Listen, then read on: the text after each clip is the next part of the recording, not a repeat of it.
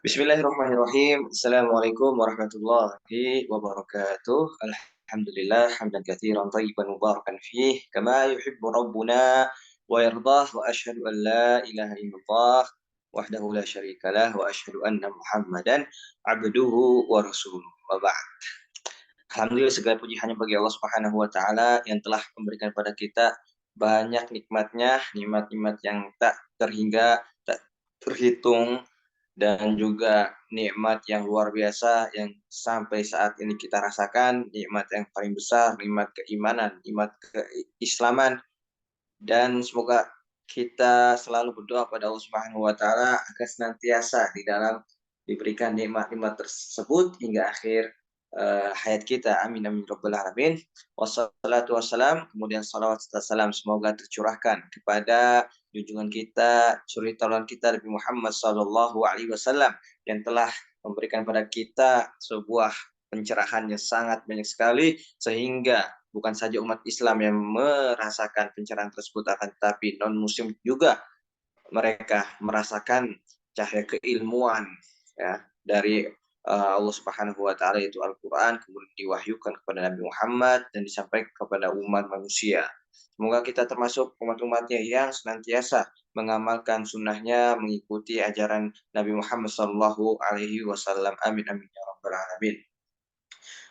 Kembali lagi di kajian kita, kajian Kampung Syariah. Ya, kita membahas hadis-hadis Arba'in Nawawiyah, dan pada hari ini insya Allah hadis yang ke-12. Pada pertemuan yang ke-13, Alhamdulillah Allah Subhanahu wa taala masih memberikan bagi saya dan juga bagi penyimak dimanapun Anda berada untuk senantiasa bertolabul ilmi walaupun dengan cara online ini. Semoga Allah Subhanahu wa taala memberikan manfaat terhadap ilmu yang kita uh, belajar di sini dan kita share, kita amalkan. Semoga ilmu tersebut adalah ilmu yang nafi, ilmu yang bermanfaat. Amin amin ya rabbal alamin. Nah, pada tema kali ini hadisnya itu meninggalkan yang tidak bermanfaat. Nah, meninggalkan yang tidak bermanfaat. Sebagaimana yang saya katakan sebelumnya dan selalu saya katakan bahwa hadis ini, hadis dan hadis Arba'in Nawawi itu mencakup seluruh seluruh kaidah-kaidah ajaran Islam. Kaidah-kaidah ajaran Islam secara umum itu Islam menganjurkan untuk Untuk kita tidak mengerjakan sesuatu yang tidak bermanfaat bagi kita dan meninggalkan sesuatu yang tidak bermanfaat dan mengerjakan sesuatu yang bermanfaat bagi kita. Nah, bagaimana hadisnya? Hadisnya sebagaimana di sini. Min husni islami mar'i tarkuhu ma la ya'ni. Dari kebaikan kebaikan di antara baiknya Islam seorang itu meninggalkan apa-apa yang tidak bermanfaat baginya. Jadi ketika ada yang tidak bermanfaat baginya, maka ia tinggalkan perbuatan tersebut. Kemudian ketika ada yang bermanfaat, maka dia kerjakan. Maka manfaat di sini sangatlah menjadi menjadi poros pembahasan atau titik berat dalam Islam, menitik beratkan, mengajukan kepada umatnya untuk menjadi orang yang bermanfaat. Menjadi orang yang bermanfaat tentunya orang yang bermanfaat juga itu mengerjakan sesuatu yang bermanfaat dan meninggalkan sesuatu yang tidak bermanfaat. Makanya dalam hadis Nabi Muhammad SAW beliau bersabda, khairun nasi anfa'uhum linnas. Sangat diperhatikan sekali. Sifat manfaat ini sangat diperhatikan sekali oleh Nabi Muhammad SAW. Khairun nas, sebaik-baik manusia. Nah, itu anfa'uhum linnas, yaitu yang paling banyak manfaatnya. Jadi Islam sangat menganjurkan manfaat dan manfaat dan manfaat dimanapun saja kita berada, di sekolah, di kantor, di lingkungan keluarga, lingkungan masyarakat, maka jadilah kita menjadi orang-orang yang bermanfaat. Islam tidak menganjurkan untuk mengerjakan sesuatu yang tidak bermanfaat, tidak mendapatkan faidah, anfaidah gitu ya bahasanya. Akan tapi Islam selalu mengajarkan kita bagaimana kita produktif. Produktif dan produktif. Nah, agama Islam itu maka agama yang berkemajuan karena selalu mendorong pengikutnya untuk Untuk produktif dan produktif dan produktif gitu. Bekerja dan bekerja, beribadah dan beribadah. Nah, selanjutnya di antara yang termasuk bagian dari Islam adalah meninggalkan apa yang tidak berguna bermanfaat baginya. Hadis tersebut diriwayatkan oleh Imam At-Tirmizi. Makna hadis di antara kesempurnaan Islam dan iman seorang itu adalah meninggalkan apa yang tidak bermanfaat baginya. Ketika kita ingin ya bermanfaat, maka apa? Kita harus meninggalkan yang tidak bermanfaat dan juga mengerjakan yang bermanfaat, dan ini merupakan kesempurnaan. Jadi maksud dalam hadis tersebut adalah menjelaskan kesempurnaan Islam. Jadi orang Islam kalau dia masih mengerjakan sesuatu yang masih apa ya, yang tidak bermanfaat dan meninggalkan sesuatu yang bermanfaat, maka itu belum sempurna keimanannya gitu ya. Bukan berarti itu kafir, bukan.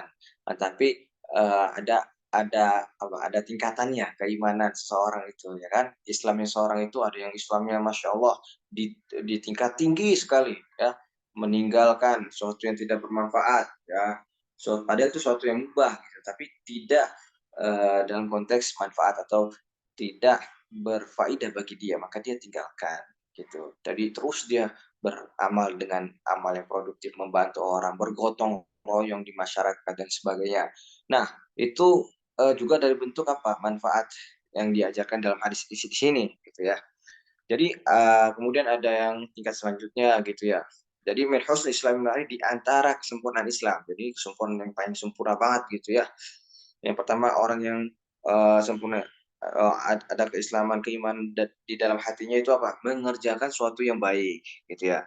Mengerjakan sesuatu yang baik, meninggalkan sesuatu yang haram, misalkan al-muharramat, kemudian mengerjakan sesuatu yang wajibat, mencukupi dengan hal itu saja. Tapi ada orang yang mereka yang apa? Yang mereka sholat sunnah rawatib, yang mana mereka itu bersedekah, yang mana mereka itu eh, beramal, memperbanyak amal-amal sunnah, kemudian apa? Menjadi tambahan pahala bagi dirinya. Maka ini tentunya keimanannya juga keimanan yang lebih tinggi dari orang biasa gitu ya. Maka semoga kita termasuk menjadi orang-orang yang punya ghirah terhadap ibadah, rawatib, sunnah kita hidupkan. Amin amin rabbal alamin.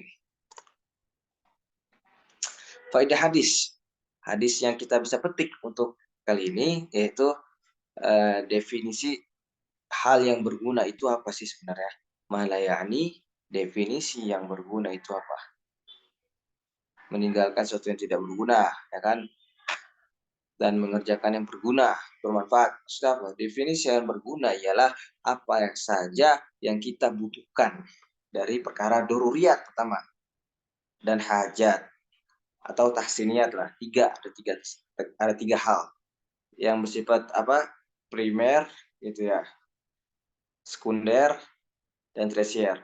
Apa namanya? Tahsiniyat kalau dalam bahasa Arab ya.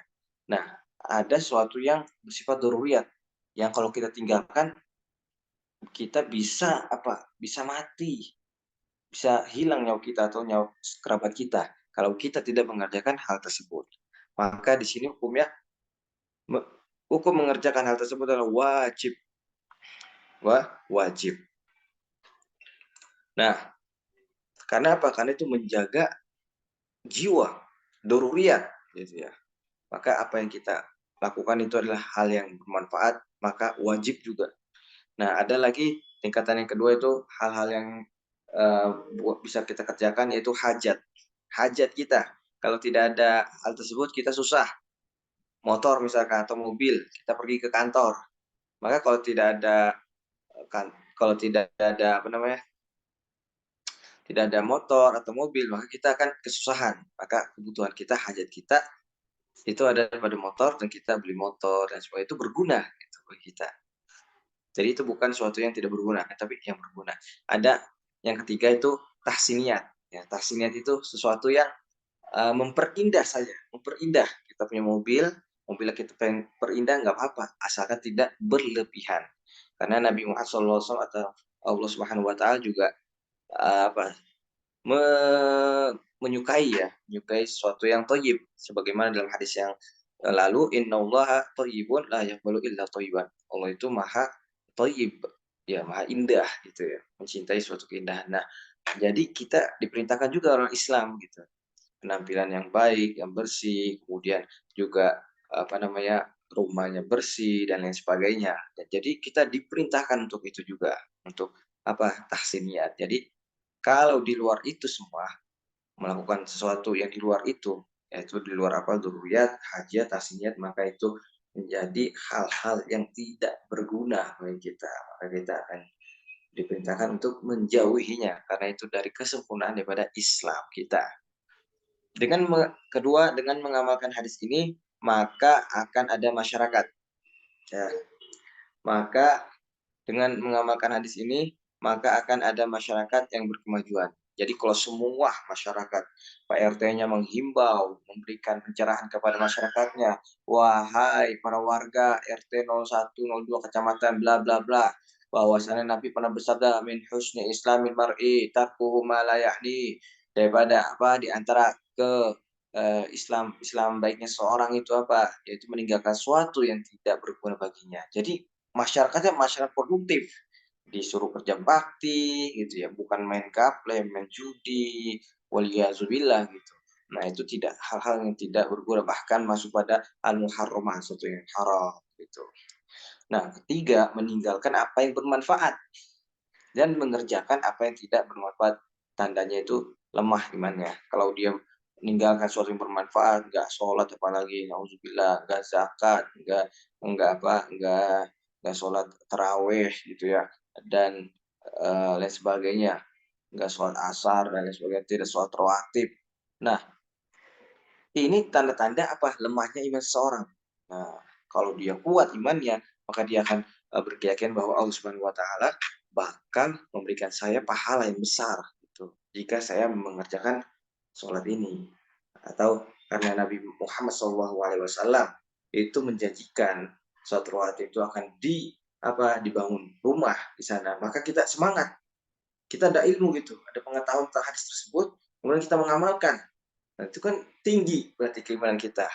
Nah, jadi kalau sebaliknya tinggalin aja sholat rawatib, tidak berdoa pada Allah Subhanahu wa taala, maka itu min dhafil iman. Iman itu lemah gitu ya. Menjauhi apa yang tidak penting maka itu akan menyelamatkan dari dosa.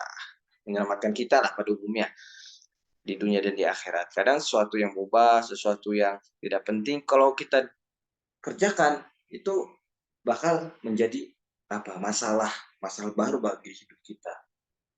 Tidak penting kita kerjakan, bahkan itu sesuatu yang haram gitu, akan mendapatkan dosa di azab nanti di akhirat. Atau kalau itu berkaitan tentang hak-hak manusia, ya kita bahkan menzolimi manusia.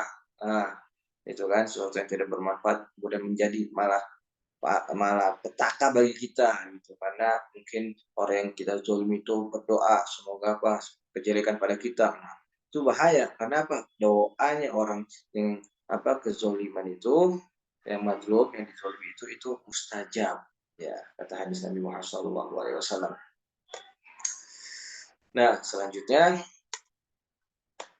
ya insya Allah karena hadisnya uh, bisa kita pahami dengan sederhana insya Allah, dan pertemuan ini saya cukupkan dengan sekian dulu.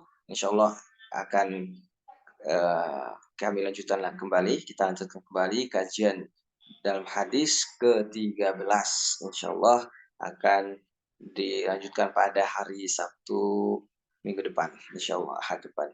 Kurang lebihnya mohon maaf. Kita tutup dengan doa. Rabbana atina fid dunya hasanah. Allahumma inna nas'aluka nafi'ah wa rizqan thayyiban wa amalan mutaqabbala. Allahumma fa'alna bima 'allamtana wa 'allimna ma yanfa'una wa zidna 'ilma. Rabbi shrah sudurana wa yassir lana umurana wahlul 'uqdatam min alsinatina yafqahu aqwalana. Rabbana atina fid dunya hasanah wa fil akhirati hasanah wa qina 'adzabannar. Subhanaka rabbika rabbil 'izzati 'amma yasifun.